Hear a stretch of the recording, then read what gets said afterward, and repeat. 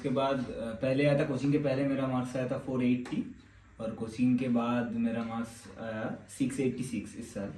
और 686 के बाद मैं एम्स कल्याणी में मतलब मैं चॉइस फिलिंग ऐसे किया था कि एम्स कल्याणी में मुझे welcome guys, Banerjee, introduce yourself. Hi guys, मेरा नाम है आरब्धु Banerjee. I am first year MBBS student from AIIMS Kalyani. तो बनर्जी, तुम अपने नीट के बैकग्राउंड के बारे में बताओ, कैसी क्या जर्नी रही थी तुम्हारी पूरे एक साल? नीट का जर्नी तो मतलब अच्छा रहा था मेरा, बहुत मेमोरेबल था। तो मैं जब पहली बार नीट दिया था तो मेरा स्कोर आया था 480। अच्छा, तो तुमने इस मतलब ड्यूरिंग इस पीरियड तुमने कहीं से कोचिंग ली थी? कोचिंग लिया था मैंने, ऑफलाइन कोचिंग लिया था। अच्छा। कोचिंग के 1 साल लिया था कोचिंग। तो उसके बाद पहले आया था कोचिंग के पहले मेरा मार्क्स आया था 480 और कोचिंग के बाद मेरा मार्क्स आया 686 इस साल। और 686 के बाद मैं एम्स कल्याणी में मतलब मैं चॉइस फिलिंग ऐसे किया था कि एम्स कल्याणी मुझे मिले, तो एम्स कल्याणी गया हूँ। तो तुम्हारा कौन सा बोर्ड था, CBSE या फिर स्टेट बोर्ड था? नहीं, स्टेट बोर्ड था मेरा। मीडियम मतलब स्टेट का ही था। ओके। तो और कुछ बताना चाहोगे कैसे सब्जेक्ट वाइज हम करते हैं ना डिस्कस कि हाँ, कैसे सब्जेक्ट वाइज मतलब देखो, मतलब ये तो सबको पता है कि बायोलॉजी में तो NCERT पढ़ना पड़ेगा। तो बायोलॉजी में अच्छे से एकदम NCERT लाइन बाय लाइन अच्छे से पढ़ना। और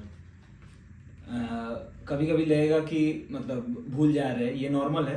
लेकिन जब लगेगा कि भूल जा रहे हैं तब जल्दी जल्दी मतलब टाइम निकाल के वो टॉपिक थोड़ा सा पढ़ लेना। तो बायोलॉजी इजी है, बायोलॉजी सब मतलब उतना किसी को प्रॉब्लम नहीं होता है। और केमिस्ट्री और फिजिक्स अगर बोले तो फिजिक्स तो ज़्यादा प्रैक्टिस करना पड़ेगा। मतलब, तो एक मिनट, तूने प्रैक्टिस कहाँ से किया था? किसी कोचिंग का मॉड्यूल था या फिर तूने कोचिंग का मॉड्यूल किया था? मतलब हम ऐसे कुछ नहीं बोल रहे कि तुम ये मॉड्यूल करो, ये बुक करो। तुमको जो भी बुक मिल रहा है एक ही किसी चीज में डटे रहो। मतलब इधर उधर से कोई भी बुक ले रहे हैं, मतलब ये बुक ले रहे हैं, वो बुक ले रहे हैं, मतलब बहुत सारे बुक मिला के मैं मना करूंगा वैसे, मतलब क्योंकि तुम खुद कॉन्फ्यूज हो जाओगे, टाइम भी लग जाएगा और पूरा बुक कोई भी नहीं कर पाओगे अगर तो, ऐसे इधर उधर बुक लेंगे। तो तूने NCERT टच की थी फिजिक्स के लिए? फिजिक्स के लिए तो उतना NCERT मेरा जो मतलब मैं जो किया था कि फिजिक्स के लिए NCERT उतना फॉलो नहीं किया था। थोड़ा मतलब लास्ट का जो सेमीकंडक्टर वाला चैप्टर था, modern physics, mainly modern physics ही देखा था। और बाकी सब तो मॉड्यूल से देखा था और सिर्फ मॉड्यूल से ही किया था मैंने। मतलब और कुछ बुक नहीं की, इधर उधर से कुछ बुक ले लिया। मैं कुछ नाम नहीं बोला, मतलब इधर उधर से कुछ बुक नहीं मैं फॉलो किया। सिर्फ जितना सर बोले थे कि मॉड्यूल से कर, उतना ही किया था। और केमिस्ट्री में बोलूंगा दोनों मिला के पढ़ना पड़ेगा। केमिस्ट्री मतलब हम तीनों सेक्शन फिजिक्स, ऑर्गेनिक और इनऑर्गेनिक अलग अलग करके करते हैं। फिजिकल के लिए सबसे पहले, हाँ, फिजिकल के लिए बोलूंगा कि थोड़ा NCERT देखना पड़ेगा, क्योंकि फिजिकल में कुछ चैप्टर में कुछ वैल्यू है जो टेबल में है। तो वो फिजिकल में कभी कभी एग्जाम में आ सकता है। तो वो थोड़ा देखने के लिए बोलूँगा, क्योंकि अगर मतलब आ भी सकता है, क्योंकि पूरा सब लोग जानते हैं कि NCERT बेस्ड ही होता है एग्जाम। तो कोशिश करना थोड़ा फिजिकल देखने के लिए। और ऑर्गेनिक और इनऑर्गेनिक मैं बोलूंगा पूरा NCERT एकदम। मतलब तुमने नेम रिएक्शन को कैसे कमांड किया था? नेम रिएक्शन तो अच्छे से एकदम NCERT में जो रिएक्शन है एकदम पाई टू पाई अच्छे से करना पड़ेगा। और तुम्हारा क्या अप्रोच था? तुम्हारा क्या स्ट्रेटजी था? मेरा अप्रोच था कि NCERT से मैं तो प्रैक्टिस करता ही था। उसके बाद भी मैं थोड़ा एक्स्ट्रा ऑर्गेनिक के लिए थोड़ा एक्स्ट्रा मैं मॉड्यूल से देखता था। और इनऑर्गेनिक सर भी बोलते थे कि सिर्फ NCERT फॉलो कीजिए। तो इनऑर्गेनिक सिर्फ NCERT। एंड रिवाइज कैसे करते थे? शॉर्ट नोट्स या फिर? रिवाइज बोलूंगा कि ज्यादा प्रैक्टिस करना पड़ेगा। मतलब अगर कभी कभी लगेगा अरे पढ़ाई नहीं हो रहा है लेकिन एग्जाम आ जा रहा है, तो वो लगेगा, वो नेचुरल है। लेकिन एग्जाम देते देते बहुत चीज मतलब खुद ब खुद हो जाएगा, पढ़ने का ज्यादा जरूरत भी नहीं पड़ेगा। मतलब कुछ 1-2 बार पढ़ लिए, फिर ज्यादा एग्जाम देने से वो मतलब बहुत दिन तक याद रखता है। टेस्ट में तुम्हारे क्या स्कोर आ रहे थे? मतलब मेरा अच्छा स्टार्टिंग से मतलब 600 के नीचे नहीं आया था कभी।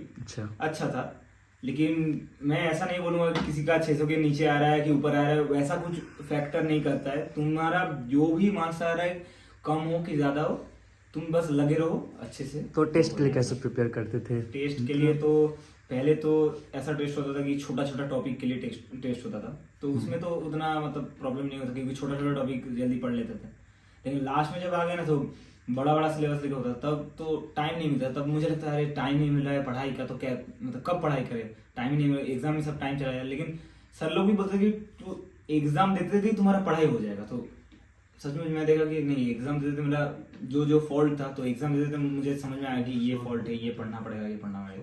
तो एग्जाम बहुत जरूरी है। तुमने कहीं और से टेस्ट सीरीज ज्वाइन किया था या फिर जो रीजनल तुम कोचिंग ले रहे थे उसी से? रीजनल कोचिंग था वही से किया था। एक चीज़ और, फिजिक्स में क्या टेस्ट में तुम्हारा क्या क्वेश्चन प्रैक्टिस करने का मतलब क्वेश्चन अटेम्प्ट करने का स्टेज रहता था, और ड्यूरिंग प्रैक्टिस टाइम क्या रहता था मेजरली फिजिक्स में? हाँ, बेसिकली फिजिक्स में क्या था कि मैं नीट लेवल के लिए बोलूँगा कि फिजिक्स में उतना मतलब तुम्हारा बेसिक स्ट्रांग होना चाहिए फिजिक्स के लिए। तो मैं फिजिक्स जब प्रैक्टिस करता था मॉड्यूल से, तब एकदम फर्स्ट से लास्ट तक पूरा सब प्रैक्टिस करता था। और एग्जाम में तो मिला जुला के आते थे, मतलब इजी भी कभी कभी इजी रहता था, कभी कभी हार्ड रहता था। लेकिन मैं बोलूंगा मतलब जो इजी क्वेश्चन है उसको भी ज्यादा प्रैक्टिस करें, क्योंकि और फॉर्मूला के लिए क्या किया था तुमने? तो मतलब याद करना पड़ेगा। वो तो मतलब बहुत ज्यादा है, तो उसके लिए तुमने क्या स्ट्रेटजी उसके की थी? लिए किया था कि मैं एक जगह तुम्हें ऐसा कर सकते हो कि कोई एक चैप्टर का एक एक जगह सब फॉर्मूला लिख लिया, एक बॉक्स बना दिया, तो उसको मतलब जब कभी कभी पढ़ रहे हो और कभी लग रहा है कि भूल जा रहे हैं, तभी कभी कभी देख लेना, तो इससे हो जाएगा फॉर्मूला अच्छे से। और नीट स्प्रिंट, सबसे पहले मैं ड्यूरिंग नीट डे का तुम्हारा क्या था, मतलब नीट डे कैसा था? डे तो मतलब बहुत डर लग रहा था सुबह उठ के, मतलब उसके पहले दिन में मतलब रात में तो अच्छे से नींद भी नहीं हुआ था। तो फिर भी मैं बोलूंगा कि मतलब कुछ भी हो जाए डरो मत, अच्छा ही जाएगा। मतलब मेरा एक दोस्त था कि वो अच्छे से प्रिपरेशन करके गया था लेकिन डर गया था, लेकिन इसलिए उसका मतलब टाइम मैनेज नहीं हो पाया। तो कुछ भी हो जाए डरो मत, कुछ नहीं होगा, तुम बस अपने ऊपर विश्वास रख के एकदम अच्छे से तैयारी होकर मतलब तैयारी करके एकदम जाओ, अच्छा ही होगा। और रिजल्ट डे? रिजल्ट तो मतलब वो तो ऐसा कुछ रिजल्ट नहीं, मतलब एग्जाम देने के दिन ही रात में आके पता चल जाता है मतलब एवरेज कितना आ सकता है, तो वो पता चल जाएगा। Any tips for upcoming NEET aspirant? Tips एक ही बात बोलूंगा कि पढ़ाई में कंसिस्टेंट रहो, मतलब पढ़ाई छोड़ना मत। हर दिन एक मतलब स्पेसिफिक टाइम में पढ़ने बैठना और एक मतलब स्पेसिफिक कुछ आवर्स पढ़ लेना और छोड़ना मत। और बैकलॉग जितना भी हो सके ना लगे, मतलब ना लगे यही कोशिश करना, क्योंकि बैकलॉग अगर लगना स्टार्ट हो जाएगा तो लास्ट में अगर प्रॉब्लम हो सकता है। और कोई अप्स एंड डाउन बताना चाहोगे? अप्स एंड डाउन तो होते रहता है, वो ठीक हो जाएगा, उसको मत उतना मत सोचो, बस डरो मत, सब ठीक ठाक होगा। चलो, thank you Banerjee. All the best.